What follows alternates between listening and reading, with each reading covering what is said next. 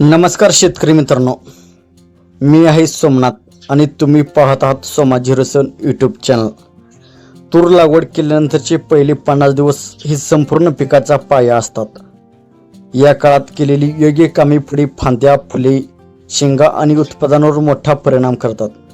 आजच्या व्हिडिओमध्ये आपण 50 दिवसापर्यंत कोणती कामे करावीत, कोणत्या चुका टाळाव्यात आणि उत्पादन वाढवण्यासाठी कोणत्या गोष्टीकडे लक्ष द्यावे हे सविस्तर पाहणार आहोत.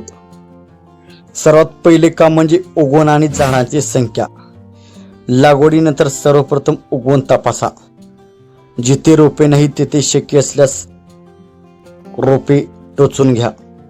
झाडांची संख्या योग्य असेल तर उत्पादनाची क्षमता वाढते, त्यामुळे उगवण आणि झाडांची संख्या यावर लक्ष द्या. दुसरी गोष्ट म्हणजे तण नियंत्रण. पहिले 40 ते 50 दिवस तण नियंत्रण अत्यंत महत्त्वाचे असते. तण नियंत्रण हे तुरीमधील सर्वात महत्त्वाचा भाग आहे, सर्वात महत्त्वाचा टप्पा आहे. वेळेवर तण नियंत्रण केले तर पुढे तुरीची वाढ झपाट्याने होते. तणामुळे खत, पाणी आणि अन्नद्रव्याची स्पर्धा वाढते. तण लहान असतानाच नियंत्रण करा. तण लहान असतानाच तणावरती तणनाशकाचा वापर करा. जर मोठे तण झाले असेल आणि तुरीही मोठी झाली असेल तर तुरीमध्ये तणनाशकाचा वापर टाळा.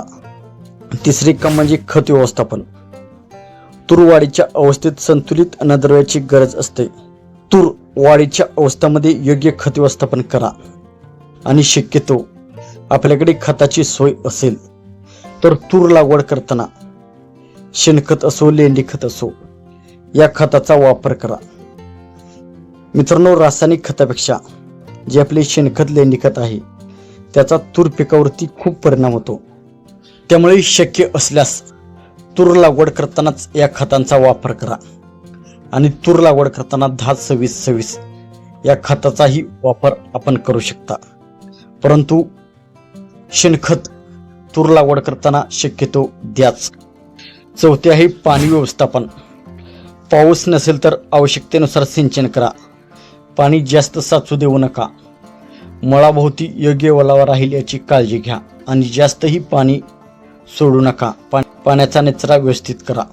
पाचवी गोष्ट म्हणजे कीड आणि रोग निरीक्षण. दर 2-3 दिवसांनी शेताची पाहणी करा. पाने, शेंडा आणि खोड तपासा.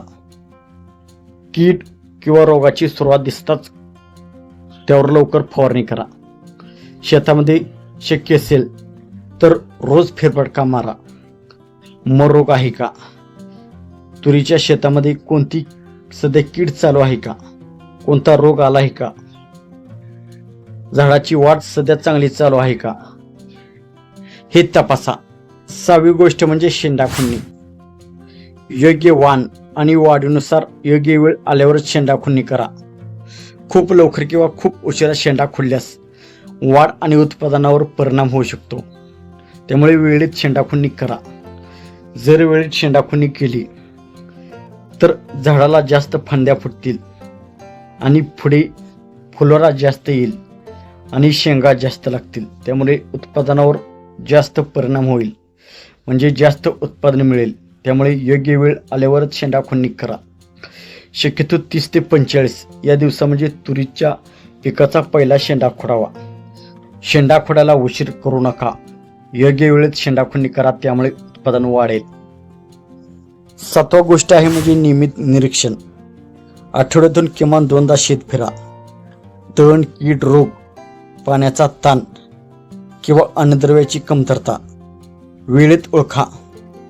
लहान समस्या वेळेत सोडवल्या तर मोठे नुकसान टाळता येते. त्यामुळे रोज तुरीच्या पिकामध्ये फेरफटका मारा. मित्रांनो, तूर पिकाचे पहिले 50 दिवस अत्यंत महत्त्वाचे असतात.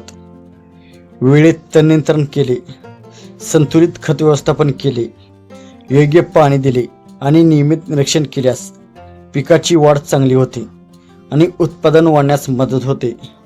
मित्रांनो, व्हिडिओ आवडला असेल तर लाईक करा, शेअर करा आणि सोमा 07 चॅनलला सबस्क्राईब करायला विसरू नका.